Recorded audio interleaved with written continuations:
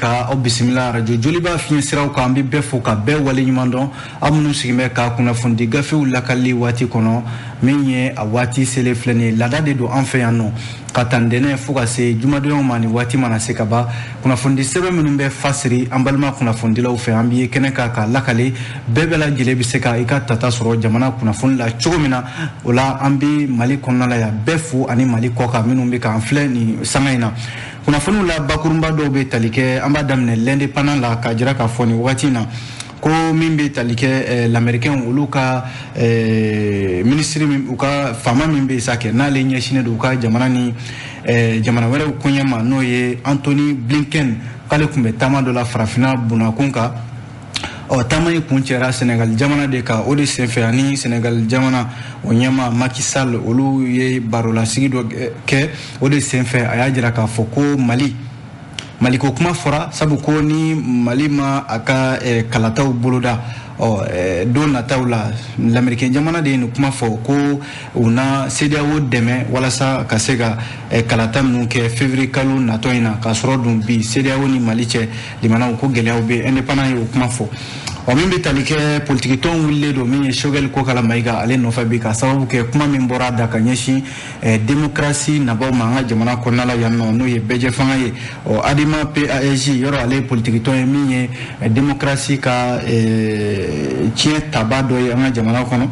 min ye Adima ɲɛmaaba k'u ye a ɲɛfɔ jamanakuntigi colonel Assimi Goïta ye k'a ka i sen don nin ko in na joona sabu premier ministre bɛ ka laseli minnu kɛ ka ɲɛsin politikimaw ma n'o ye démocratie politikimaw ye k'u tɛ jɛna n'a ye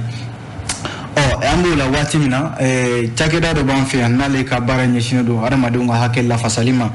commission nationale des droits de l'homme CNDH olu kɔni ko k'olu jɔrɔlenba de don nin waati in na politikimaw bɛ ɲɔgɔn sama min na k'u bɛ wele bila politikimaw bɛɛ ka ji dɔɔni kɛ i koliji la jamana in kana taa dingɛ wɛrɛ kɔnɔna la Nouvelle Horizon y'o kuma fɔ Challenger fana kumana Challenger y'a jira k'a fɔ ko cakɛda dɔ b'an fɛ yan n'u kama ko Hydro Sahel ale ka baarakɛlaw k'olu ka miliyɔn 200 juru bɛ Hydro Sahel la bi baarakɛla kɔrɔ ninnu bɛ ka nin ɲini sen ni bolo bi hali n'a sɔrɔ la kiiri tigɛra ko ti k'a sɔrɔ Challenger y'o kuma fɔ Info Matin y'a jira k'a fɔ Wagner ko kuma min n'a bɛ sen na ni malidenw caman sigilen don k'a kɔnɔ limanaw ko min kɛmɛ k'a ko yɛrɛ balan Info Matin y'i da don a la bi an bɛna an da don o la k'o walawala kunnafoni sɛbɛn le reflet d'Afrique y'a jira k'a fɔ min ye OCLEI n'o ye Office central de lutte contre l'enrichissement illicite yɔrɔ o ye cakɛdaba ye min sigilen don an ka jamana kɔnɔ walasa yuruku ani foroba cakɛla baarakɛlaw minnu bɛ n'u bolo bɛ don foroba nafolo la u ka se ka kɛlɛ ka bɔ yen cogo min na ko a ɲɛmaaba n'o ye Mumuni Gindo ye k'ale ka baara waati min dira ma OCLEI ɲɛmaaya la o tɛmɛna ko nka hali sisan limanaw a kɛmɛ ka i sigi k'o ko lajɛ sariya dun sɔsɔlen don a ko siratigɛ la an b'a kuncɛ ni le soir de Bamako ye limanaw gouvernement ye laseli minnu kɛ kɔsa in na ko ka dɔ bɔ min bɛ tali kɛ an ka sugu kɔnɔ fɛnw sanni na an n'a sɔrɔla gouvernement kɔni kuma in fɔ ko nka limanaw gouvernement kɔni ta kɛmɛ kuma foyi ye ten nka foyi de bɔndɔ fɛnw sɔngɔ na an ka jamana kɔnɔna la kɛrɛnkɛrɛnnenya la suguw kɔnɔna la bi o de la jɛkulu min bɛ yen ni u kama ko front contre la vie chère olu ma foyi ɲini bi ko ministre n'o ye Mohamed Ould Mohamed ye ko ale ka walan sɛmɛ an bɛna an da don o la soir de Bamako kɔnɔna la yanni an ka se nin bɛɛ ma limanaw an b'a daminɛ ni l'indépendant ye l'indépendant kumana l'indépendant y'a jira k'a fɔ l'américain ka jamana u ka ministre min bɛ yen ni o ye Anthony Blinken ko ale ye taama dɔ kɛ farafinna jamanaw kɔnɔna la kɔsa in na taama in yɛrɛ kun cɛra dɔgɔkun laban tɛmɛnen na Sénégal jamana de kan o la sa a jirala k'a fɔ l'indépendant kɔnɔna la bi ko taama min ye nin ye ni l'américain ka secrétaire d'État n'o ye Anthony Blinken ko Dakar o dongo ani u ka jamanakuntigi n'o ye Macky Sall a n'o ye ɲɔgɔn ye limanaw kuma falen senfɛ Anthony Blinken ka hakililajiginw na a y'a jira k'a fɔ ko Maliko kuma fɔra o kɛnɛ kan sabu yɔrɔ l'américain jamana furadama min ye démocratie fanga ye n'o ye bɛɛjɛ fanga ye u b'o de lafasa kosɛbɛ u dun ka jateminɛ na kɔsa in na jamana fila bɛ yen minnu bɛ ni olu ka démocratie kan ka lajɛ ji ɲɛma jɔlen na n'o ye Mali ani Laginɛ ye o de la Maliko kuma fɔra kɛrɛnkɛrɛnnenya la u ni ɲɔgɔn cɛ n'o ye Sénégal jamanakuntigi Macky Sall ani l'américain ga secrétaire d'état ni Anthony Blinken aya jira ka foko baranyoya kon beto sena Mali ni l'américain jamana che kunga fenkelen de bey fo Mali jamana ki hakili tola ka foko nama kalatake ka jamana kuntigi kura sugandi beje fanga ka se ka o la fasanga jamana kono kunna te ko ni wati na ambe la hala mina bi jamana nyama minu baby ulu ile duta ko ka kalata ke février kalu na toyin samba flani muga ani fla ko ni o bara make CEDEAO ya fo chumina l'américain jamana ko kulu fanana tu CEDEAO ko ni CEDEAO ko ka bita sira me fe l'américain jamana ko oluna CEDEAO fana deme ko stratégie la hali Wagner ko kuma udadu no fanana groupe Wagner no ye keleche mbe no ye risuka keleche ye onani ko kuma na fo kuma be sena ko kamana malila yanno mi Anthony Blinken ako no ko ninkera ko nyana gela flate wati mina malibi ka nyini ka bo gela do kono kono taru bolobo keleche wera no fe no Wagner ko Wagner dum limana ko ye chiani mi ke jamana wera ula ina fo Centrafrique uye bingani wali utaka mau segere kata se libi jamana na nywana uma limana ko Wagner ko aka wali jugu yera yoro ko fole nuna ko ni chamanye fanga mau sona ka ubolo di Wagner numa limana ko l'américain jamana ko ko malina blagela wera de kono fukata se Sahelma uye l'américain ka secrétaire d'état o nyama ba no Anthony Blinken aka tama min kera farafina jamana kono anya soro indépendant di kono la limana yana ngabo indépendant kono la ajarala ka fo politique ton adima PAEJ kale wele dakambla Assimi Goïtama limana aka ijoro fa krengrania la jamana kiliana jamana de mu se ka do da kilin fe ka bo da kilin fe chomena kono te ko premier ministre min ba bolo bi no docteur Shugel ko kala maigaye ani ananga la dala tilama yinyo min ke nouveau kalot le tan kele temenina na ko démocratie ko na fami yira la ko ye politique ton ka chaya ani jakulu ka chaya ode kera démocratie ren na fakile anga jamana kono o kuma infora limana amata politique ton minumbe ni olude démocratie tient tabi na fo adema PAEJ parti africain pour la solidarité et la justice o nyama ba no ye mari macha jaraye o ye communiquer donc communiquer mina konala limana yilla dilka chama de takanyishi docteur Shugel ko kala maigama alemimbe premier ministre Joro Labi wa ko ubanyini jamana kuntigi fe fana aka alaje akisendo koina politique ton yere dama nyonte ni kuma mumbe ni adema PAEJ ka fola ko ni mina fo dogailima yere de kanyishi mamumbe ni ole wulika joke 1991 Marsikalola jamana ni mauni tora la joli bona beje fanga ka sekana anga jamana kono ko ni mawulla ka o beje fanga la go shibe ko na fa foi mayo la ni politique ton chayale te walma jekulu ko lu chaya anga jamana kono ko fendo mini dogalma de do kanyishi démocratie ale rema anga jamana kono indépendant ya fo limana indépendant ka kuma la nouvelle horizon be kuma indafa sabu nouvelle horizon koko CNDH mana foka bali mana arama deunga hakel la fasali mali konala ya no CNDH sigile do obarala commission nationale des droits de l'homme ou fanayi ni kuma mbe sena sisa no politique ma yere damani nyonche sama lu commission nationale des droits de l'homme uye batakike nous allons calouter les moines sabat temeni abena tarata temeni dema CNDH mawya jira ka foko lu koni jorolendo bi sabu ulu nyebe mina mimbe sena politique ko langa jamana konna la yano aka kan CNDH ka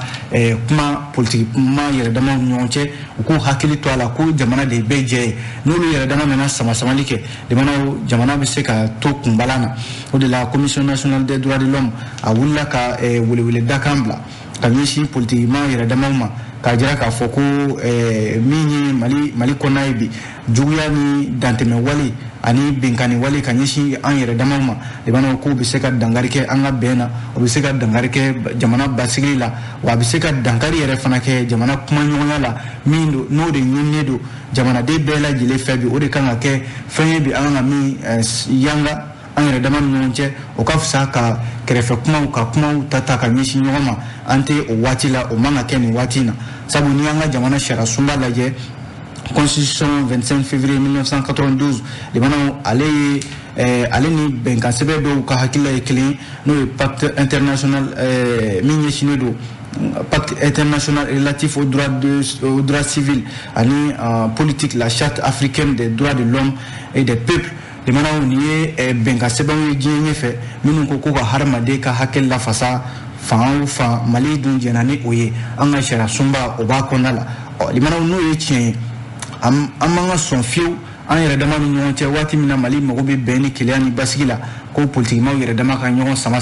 wa politikimaw yɛrɛ dama dɔrɔn tɛ dɛ limanaw jamanaden gansanw b'a la kunnafonidilaw b'a la minnu bɛ yen n'u ka kuma lamɛnnen don u kana sɔn fiyewu ka kuma b'u da kuma min bɛ se ka kɛ jamana yɛrɛ basigibaliya sababu ye o de la communiqué min ni CNDH y'a kɛ limanaw dɔrɔn tɛ ka wele dakan bila politikimaa minnu bɛ yen n'olu bɛ ka ɲɔgɔn sama jamana kɔnɔna la bi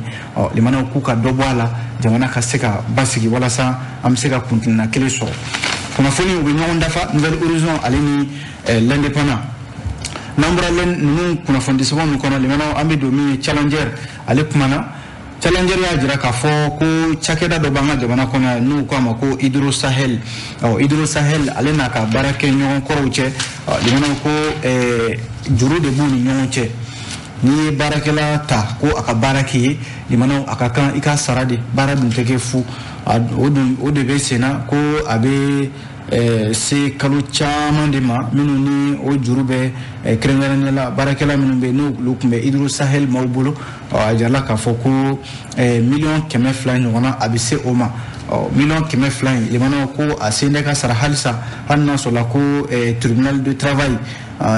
kiribulon min ɲɛsinnen don baara ko ma an ka jamana kɔnɔ ale ye kiiri tigɛ kabi mars kalo tile 4 san 2021 limanaw ka cakɛda in n'o ye Hydro Sahel ye k'a jir'u la k'a fɔ ko baarakɛlaw ka juru b'u la u kan ka miliyɔn 200 juru de b'u la n'o ye kalo 31 ɲɔgɔnna o sara o de dan bɛ o sen tɛ ka sara Hydro Sahel maaw fɛ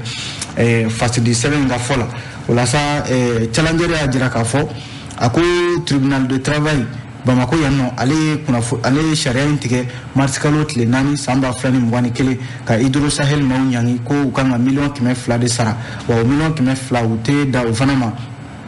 a bɛ fɔ min ma ko dommage intérêt o fana sefa wari 20,000 u kan k'o di baarakɛla in kelen-kelenna bɛɛ lajɛlen ma baarakɛla min yɛrɛ ma hakɛ bɛ taa maa 40 ɲɔgɔnna de la u kan ka o sara u fana ye wa o yɛrɛ ka bɔ yen ko nafolo dɔ fana bɛ yen min ni o y'u fana halala ye o bɛ se miliyɔn 26 ɲɔgɔnna ma ani ka fara o kan miliyɔn 2 fana k'o fana kan ka da o kan k'o di baarakɛlaw ma limanaw nin bɛɛ ye baarakɛlaw ka hakɛ de ye n'i banna ka baarakɛlaw sara limanaw n'a ta ko taara sariya ɲɛkɔrɔ i sigi tɛ ni min ye a bɛ taa wolo o de la o de ko filɛ nin ka tɛmɛ Hydro Sahel ale n'a ka baarakɛla kɔrɔw cɛ sariya dun ye sariya tigɛ ka ban min bɛ senna sisan limanaw o de ye k'a fɔ ko baarakɛlaw ka juru min bɛ yen u sigin bɛ k'a lajɛ u t'a dɔn u bɛna sɔrɔ cogo o cogo nka limanaw ko Hydro Sahel fana dalakan kɛra mun ye ko bɛnkan dɔw bɛ olu ni Bamako mairie de district cɛ miliyari 2 ɲɔgɔnna ko juru bɛ mairie de district la Bamako mairiba de ko don a jala k'a fɔ ko ɲininkali min kɛ bɛ Challenger maaw fɛ yalima Hydro Sahel bɛ fɛ ka o juru in ka o de makɔnɔ maa dun t'o sara waati dɔn a dun jirala k'a fɔ Hydro Sahel ni mairie district cɛ k'a kun fɔra ko baara dɔw tɛmɛna olu fana ɲɔgɔn cɛ n'o ye Bamako yan nɔ yelen dɔw kun kan ka dilan yɔrɔ Hydro Sahel n'i y'a jateminɛ o fana ka baara u bɛ baara kɛ ni sira dɔw de ye ka ji di maaw ma ani ka yelenw dilan dugubaw kɔnɔna la o de fana baara tɛmɛna o ni mairie district cɛ ko miliyari 2 o juru bɛ mairie district la o fana bɛ k'o ɲini bi ko yalima ko Hydro Sahel ale bɛ ka a fana ka juru de kɔnɔ ka se ka baarakɛla minnu bɛ yen n'u ka miliyɔn 200 bɛ Hydro Sahel la k'o fana sara o kun kɔrɔ wa limanaw kow fin cogo ye kelen ye u manamana cogo tɛ kelen ye ko Hydro Sahel baarakɛla kɔrɔ minnu filɛ nin ye a mana kɛ cogo cogo olu kɔni sigin bɛ k'a ko lajɛ don jumɛn u ka wari a bɛna di u ma n'o ye miliyɔn 200 ye Dirisa Togola ale de ye fasiri in kɛ limanaw ale Challenger kelen kɔnɔna la walasa Modibo Keyita ale ka hakililaw olu bɛ se ka baara cogo min na n'o ye Mali jamanakuntigi fɔlɔfɔlɔ ye min n'a ye fanga kɛ san 8 san 1960 ka n'a bila san 1968 la o la sa limanaw sifinaka dɔ bɛ yen min ni a bɛ Modibo Keyita ka hakililaw de lafasa kosɛbɛ ne ka ɲi Ibrahima Kebe ma Ibrahima Kebe min ni ntɛnɛn n ka fɔ juma tɛmɛnen a a bɛnna novembre kalo tile 19 ma limana ni o don ta ka lajɛ o fana bɛnna Modibo Keita san 53 a ka fanga ndarakili ma o de senfɛ min ye Ibrahima Kebe sifinaka min ye n'a ka wulikajɔ bɛnnen don Modibo Keita ka hakililaw lafasali ma k'a ye gafe dɔ de dilan gafe min n'u kama ko pensée et œuvre du président Modibo Keita ka miirinaw a n'a ye baara minnu kɛ Mali kɔnɔna la yan nɔ baara ninnu ɲina kana k'a kɔ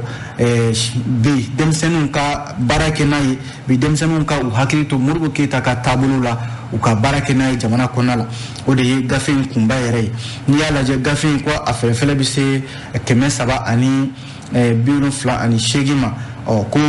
Modibo Keita kumasen minnu dada ɲɔgɔn kan limanaw ni a si ni si tɛ kelen ye o bɛ se 1585 ɲɔgɔnna ma o de ye kuma fɔlen don gafe in kɔnɔna la Ibrahima Kebe hakilila minnu ni olu dadara ɲɔgɔn kan a bɛɛ lajɛlen bɛ tali kɛ limanaw nazaraw ka an don u ka da fɛ n'o ye colonialisme ka an don min ye nazaraw ka da fɛ ka mara ta k'an sɛgɛrɛ limanaw o dun tile tɛ yen bi a dun jirala k'a fɔ Modibo Keita y'o kɛlɛ kɛ kosɛbɛ walasa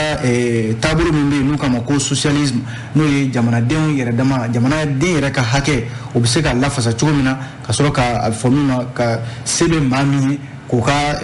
hakilila lafasa n'u kama impérialisme ka se ka o kɛlɛ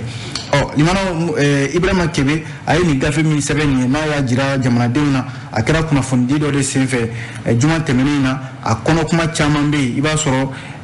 limanaw ko ni an ka jamana faamaw sera k'a ta ka baara kɛ n'a ye a dɔ bɛ dɔ la Mali gɛlɛya a fura bɛ se ka sɔrɔ a la walasa a y'a ɲini sifinakaw fana fɛ limanaw u kana sɛgɛn fiyewu ka Modibo Keita ka hakililaw ka baara kɛ n'o ye o de la Ibrahima Kebe ko kalanso dɔ yɛrɛ bɛ sɔn ka dayɛlɛ a ko siratigɛ la o kalanso in kun tɛ dɔwɛrɛ ye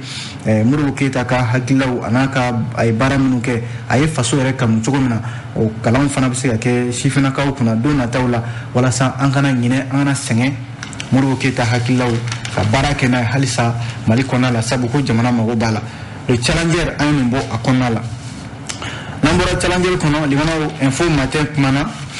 info matin y'a jira k'a fɔ ko baara min bɛ sen na n'a ŋunuŋunu kuma bɛ yen ni jamanaden caman sigilen don ka o kɔnɔ bi o tɛ dɔwɛrɛ ye limanaw Wagner ko kuma mana fɔ ka ban bɛɛ lajɛlen hakili bɛ jigin Irisi jamana na a yala k'a fɔ dunu ni bala tara waati dɔ la ko Irisi jamana ko u ka mɛna Mali dɛmɛ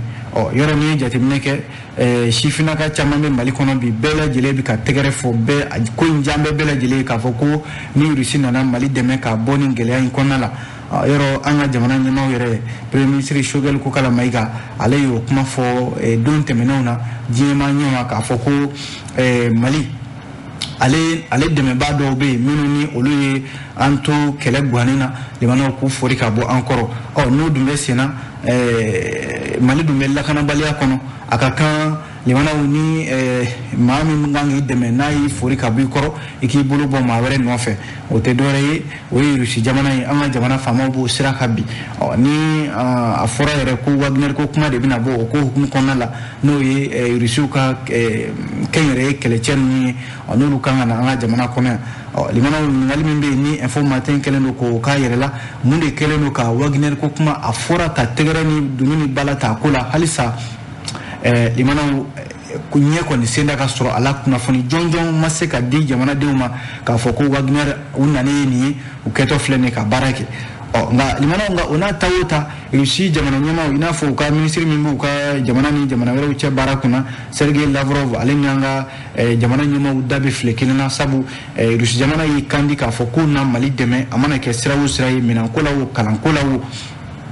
a kɛra kɛlɛcɛw fana ye o fana kuma fɔra nka limanaw ko maaw k'a dɔn k'a fɔ ko Wagner minnu filɛ nin ye hali n'a sɔrɔla k'u bɛna Mali kɔnɔna la u tɛna kɛ i n'a fɔ maa minnu bɛna ka na u sigi ten i n'a fɔ société gardiennage minnu bɛ Mali kɔnɔna la yan n'olu bɛ t'u u sigi ka maaw n'u bolofɛnw kɔlɔsi nka limanaw ko kɛlɛcɛ ninnu limanaw u bɛna kɛlɛ yɛrɛ guwanen de kɛ wa min ye bamacimaw kɛlɛli yɛrɛ ye u bɛna o de boloda nka limanaw nin kuma kɔni fɔra info matin kɔnɔna la bi k'a fɔ ko in bɛ kunbalan dɔ de la kunbalan min ni Mali ni jamana wɛrɛw olu kɛlen don k'u bolo di ɲɔgɔn ma i n'a fɔ Faransi jamana takuba yoro takuba ko kuma mi no be sena wati dola fransika force spéciale dobe ani lechoni olube o takuba in konala olu kun jira ka fo kabi a kuma fora ko irisuka kelechew bina olu ya jira ka fo ko lubu usama ka bo takuba in konala limana o ye balando ye balawore munye o ye ka fo ambi domna ko bi yoro irusi jamana afora ko bina ko ngako nafolo minganga di uma limana ko nafolo bitase war la million kononto ani akuma fe ni yo jatemine limana ko bitase milliard fla nywana de ma o de kanga di numa ani fana anga sanu boyoro fla ani dugu jugoro nafolo mbe no kama ko magnesium o fana kanga di uma o de usarai no bina malikona na kana keleke wala saka sika bamanchima o kele limana ko gelami mbe inafo Roland Marshall na ali hadamadia kalando mbayi nyinni kela do yoro mina no kama ko centre d'études et de recherche international ali ajira ka foni Wagner ko kuma mi fle na na ke ku na malila limana ko uni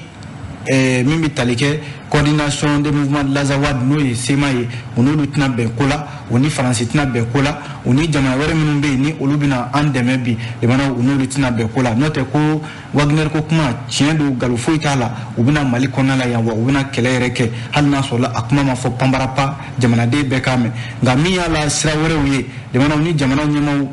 kas kanga o srawreta premier ministre ni olubo srakabi le mana ole ka fo alna sola ko Wagner mana nga anga jamana bise ka lakana chugumna ni mali yere kelechewi jamana nyama ko ukanga ufana stradita Bertin Daku ale de fasirin ke anya bo info matin ale konala nombre info matin kono de mana minye le reflet d'Afrique a akmana aya jira ka fo ni wakati na ko mimbi talike Oakley na ale fora kaba limana ko abima hakli jimuna oye yurugu keleli malikona la ya office central de lutte contre l'enrichissement illicite limana minumbe ni ulube ke banaye suko ani dusaje che kasro limana ute jagowerela ute nafulu bara werela fofuru bara idai ka sarai nga nafulu were bitayi bulo limana million chama wala milliard chama ko Oakley sigimbe ode kelelela kunga Oakley limana gelea do de ba konna bi o ya yere ka gelewi sabo are sigira sharia nunka sharia nun keleno sharia nun wati minambula sisa sharia nunka na fale sabu fanga koro mimbe no obena no Ibrahim Bokar Keita ka fanga yi no bena utukalu letan shigi samba flani muga libana akun yera ka foko Oakley sharia okunga nga fali kumbe ke sababu ka tabulu ko do ni chakeda inkoro wala sabdo se ka fara yurko keleli ka chogomina onga limana hali sharia wero baby mi ba jira ka fo Oakley nyama ere no yi mumunu gindoye aleka wati ne o nyama yi Oakley nyama la bi limana ko obana kaba konga limana nyama yi no mumunu gindoye anyetumbe okabi atika fo akombe nyama yi na abika chageda sarata ka so do limana ayrebe shara soso konala chageda mimbe na kanga yuruko kele no fana be shara soso konala yoro limana kuma bana yino ajalla ka fo mi Oakley bi ayreka shara talion abika yere soso bi wa kakambi mimbi talike Oakley aka ashara ka fali wa mimi anyama ifana no mumunu ginoye aka walan seme jona wala sami chakeda ni abiseka amogobe mina no yuruko keleli ofana ka seka blasinga sabu ni wati na ko syndicat dobe ni oye syndicat des travailleurs de l'administration d'État olu wulle do ko jobi ibana wala sami bi talike mumunu gindo ale bi seka nyama ya into ichogom na sabu ajala ka fo wati min dirama Oakley nyama yala o wati bana ni dum wati min dirima ibana ni o bana kaba ibi to yoro ibi to nyama yala o yasoro ibi shara soso de konala kuma ko ni flede ibana jamana nyama akobo lu de koro reflet d'Afrique ambi kuna foni kunche ni face de 7 le soir de Bamako ye demana le soir de Bamako kuma inte dore ama jaya limana ajala ka fɔ ko min bɛ tali kɛ nin waati in na jamana kɔnɔna la jamana ɲɛmaaw ni o ye faamaw ye kɛrɛnkɛrɛnnenya la minisiriso min bɛ yen n'ale de b'an ka jagoko kunna a ye dunun ni baara ta waati dɔ la k'a fɔ ko jamana na i disi da min bɛ tali kɛ sɔngɔ min bɛ yen ni o ye n tɛ san sɔngɔ ye k'o da an ka sanni feere minɛnw kunna ko minisiri a ye kuma o kuma fɔ limana k'a bɛna fɔ kumaw de don ka i yɛrɛ maja jamanadenw ye ni kuma bɔra jɔnni da front contre la vie chère olu de wulila bi ka ganga gosi ka jira k'a fɔ ko min bɛ tali kɛ bi fɛn fɛn bɛ senna bi limana olu ɲɛ bɛ min na o ye k'a fɔ foyi de tɛ se ka san sugu kɔnɔ bi limana i ma nin bolomada fɛn fɛn ye sugoro malo tulu limanaw buru a n'a ɲɔgɔnna caman n'i bolo d'a kan bi limanaw n tɛ san sɔngɔ o de bɛ d'a kan jamana min bɛ yen ni gɛlɛya b'a kɔnɔna la jamana min bɛ yen bi ni jamanaden yɛrɛ dama sen tɛ ka limanaw u bɛ balo suko ani dugusajɛ cɛ jamana a ka kan jamana faamaw ka se ka caman ta o gɛlɛyaw la kɔsa in na minisiri ni kunnafonidilaw ye ɲɔgɔn ye min kɛ n'a ko ko sale minnu bɛ yen n'o ye taxiw ye ko min ye balow ye i n'a fɔ malo ale tɔni 300 ko o taxiw binna ka bɔ yen n'i y'a ta 100 o 150 binna o la min ye tɔni 60 ye fana ye sugaro la ko o fana taxiw o binna ani min bɛ tali fana kɛ tulu min na an b'a dun n'o ye huile alimentaire ye o tɔni 30 ko gouvernement ye nin bɛɛ ta ka taxi ben ka bɔ yen ko nka limanaw a bɛ se ka faamu cogo di ministre ye nin fɔ Mahamudu Ould Mohamed k'a ye k'a fɔ o fɛn kelen ninnu limanaw a sɔngɔ yɛlɛlen don jamanadenw ti ka se k'a san min bɛ tali kɛ front contre la vie chère Mariam Kone ale de b'a ɲɛma a ko olu ma fɛn wɛrɛ ɲini bi dɛ ni gouvernement bɛ kuma fɔ k'a sɔrɔ don kuma limanaw i bɛ taa ye kɛnɛ kan o tɛ tiɲɛ ye olu b'a ɲini ministre de fɛ a ka walan sɛmɛ o de bɛ se ka kɛ olu dususuma yɔrɔ yɛrɛ ye maa wɛrɛ minisiri wɛrɛ ka sugandi limanaw o ka se ka baara kɛ n'o tɛ minisiri min ye nin ye olu ma taabolo ɲɛya kunna baara ɲɛya kunna min bɛ se ka kɛ jamanadenw olu ka lafiya sɔrɔ da ye limanaw e ko an tɛ kunnafoni bila nin kan yan Suwadi Bamako ale de ye nin fɔ k'aw bɛɛ lajɛlen fo k'aw waleɲuman dɔn an bɛ foli ta ka ɲɛsin an dɛmɛbaaw fana ma minnu ye kanam maaw ye caisse nationale d'assurance maladie obligatoire ANO an b'u cakɛdaw bɛɛ lajɛlen fo kunnafoni gafe talen don olu de bolo ka a dɛmɛ o la an b'u fo k'u waleɲuman dɔn an b'a fɔ a k'an bɛn sini